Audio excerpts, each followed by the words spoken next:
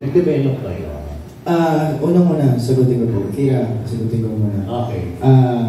Yung issue po kasi na to, yes, nag-exist sa social media, sa lahat po ng platforms. And ang masasabi ko dyan is, ang hirap po maging isang artista. Kasi hindi lang i-memorize yung lines, hindi mo lang kakabisunin yung blockings, hindi lang makikinig ka sa director. Hindi ka naman puppet dito eh. Kumbaga, isa kang instrumento para kulayan mo yung canvas na binigay sa'yo ng director o ng writer.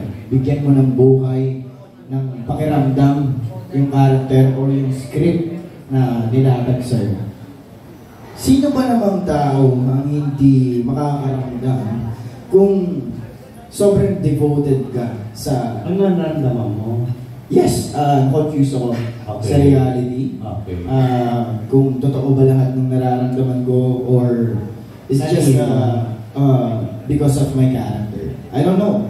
Pero, isa na yung gusto kong linisin dito sa issue na to. At alam din naman ni Kira na hindi po naging kami. Okay? Para po linawin yung issue. Wala pong ligawan na nangyayari. Yun lang po yung lilinawin namin dito para hindi na po siguro mag-isip kayo kung yes, yung naramdaman ko ng totoo, nag-exist siya sa akin, inamin ko yun. Kahit na sa kaninong sinong magreklamo dito, inamin ko na totoo yung naramdaman ko during ginagawa namin yung channel. Yung character. Sino magtanong, sino magsalita. Nagpakatotoo ako. Yes. Dahil sa character mo? Yes. Binigyan mo ng buhay, binigyan mo ng pakiramdam. Siguro, dala siya ng pagmamahal ko sa ginagawa ko, respeto ko sa director ko, sa writer, and syempre, tiwala ko sa co-actor ko. Totoo na close kami sa isa't isa. Walang masama doon. Pinagkakatiwalaan namin yung isa't isa. And then, doon nangyari yung magic. Tapos na? Yun. Tapos na? Yung magic na yan? Yes po. Wala pong, hindi po kami natuloy. Wala kami naging relasyon or whatsoever. Kung ano man ang iniisip niyo. Okay. Thank you, Kelvin. Thank you. How about you, Kira? Kira? Well, I think naklaro naman po Yes. nasabi niya po lahat.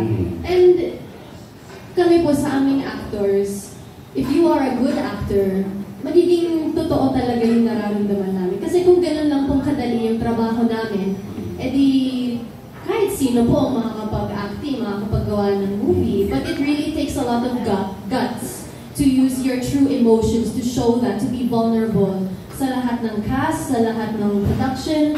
And you know, with Kelvin's personality and his character and you know the nature of our work, it's a beautiful love story. And nangyari, it just happens. Stuff happens, and before we even know it. Pero we didn't let that affect the quality of our work. We didn't let that affect our working relationship. So I think that's what really matters. Thank you.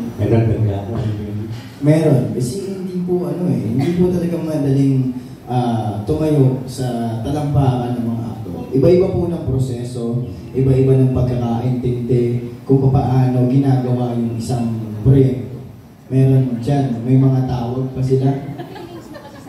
Yes, oo. Makakainay ba? Mr. talaga eh. Siya yung rehearsal, siya yung nakakita. Joke lang. Mahirap po talaga kasi hindi ko sa justify yung kung ano man yung nangyayari dahil sa trabaho. Kasi mataas ang respeto ko sa mga aktor. Hindi talaga siya basta-basta. Maraming pwedeng maapektuhan. Marami kang pwedeng may encounter, problema, kaginhawaan, hindi mo masasabi. So, para sa akin yung bagay na yun, nangyayari talaga siya. Sadyang, meron, hindi mo maiwasan. Sa marupok. Yes. So, ngayon, ano na kayo ngayon? Mag-iibigan po kami and then we're promoting our movie. Magkatrabaho po kami. And, yan po, alagad Baka mas lalo kasi hindi na klaro, hindi po sila naging sila. Yes. Kaya lang, katulad yan, magkakasama po Bakit kami kaya ng lang? acting. Hindi kaya lang? Hindi lang, kami hawak ang kanilang kamay. I mean, they're so sweet like they were there sa relasyon because may characterization po sila. As an actor, it's a must. Yun lang po.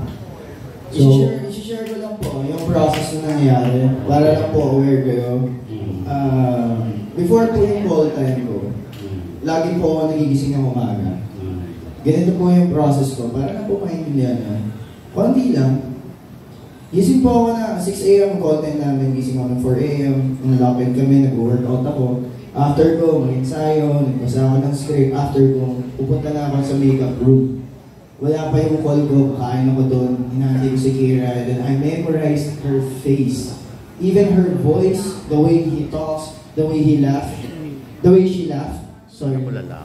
Totoo yun. Ginawa ko yun, proseso na yun, para mas ma-invite ko yung... Ma-internalize. Yes, ma-invite ko yung character, and mas makabisado ko siya bilang katrabaho. And pinagkakatiwalaan namin yung isa't isa. Kapag gumagawa na kami ng eksena, mas madali. Mas nakikita yung chemistry, mas nakikita yung pagiging raw ng emotions, yung nararamdaman. Hindi siya pinipilit, kumbaga. Yun, ganun ko siya ginawa. Nung simula ng lock-in namin, ganun ang ginagawa ko. Walang mentes yun. Kaya ako napapansin naman ng prod, na ang aga mo naman, alam ng ilan yan. Wala, ito lang talaga ako. Siyempre, hindi ko na kailangan pa para sa i-share. Pero yun yung proseso ko as an actor. Ganun talaga. Yes.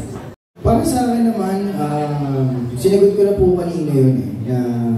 We're doing it for our movie. Kung ano man yung mga naging issues or whatsoever. Only time will tell, di ba? Parang kung magkaroon pa kami ng pagkakataon na magkaroon ulit ng project, mas magiging madali na yun for us kasi meron na kami pinagmulan. So, hindi naman sarado yung pintuan sa kung anong pwedeng mangyari. Ayoko nang isipin yung mga masasamang bagay, hindi naman siya nakakabuti. So, pero okay kayo, I mean, yes, we're good. may communication kayo, Hindi man necessary niya communication or ang importante yun siguro, nandito kami, maayos kami, di ba? Hindi mo kailangan na nag-uusap kami, di ba? We're still friends. Last na Kelvin. The best ko yan na experience, actually hindi full eh, na tumatatak sa'yo yung character mo. Una kasi, hindi naman ako introvert. Nung ginampanan ko yung Dead Kids, 7 months siguro akong naging introvert bago ako makaalis doon. Ang dami kong ginawang proseso, ang dami kong ginawang paraan para makaalis ako doon. Pangalawa, sa Lost Recipe, which is, nagkaroon na din ako ng confusion sa kalaf team ko. Nagkaroon doon na tumaas yung depression level ko hanggang sa nauwi na sa disorder. Yun yung first talaga ng literary. Mabigat siya, pero sasabi ko lang para alam din ng lahat na hindi talaga ganun kadali. Kasi pinapanindigan mo yung nararamdaman ng character mo eh. Meron nga iba, cut na, pero umiiyak pa rin. Hindi, para sa akin kasi para kami yung mga schizophrenic na alam niyo yung binabayaran para gumawa lang ng ito gawin mo itong emosyon na ito, gawin mo itong emosyon na yun. Hindi madaling tumalon-talon ng emosyon kung ano yung binild mong character para paniwalaan mo, makita ng nanonood na kapani-paniwala yun. Uy, nararamdaman niya talaga yan. Paano magagawin yun kung hindi mo talaga nararamdaman yun sa sarili mo?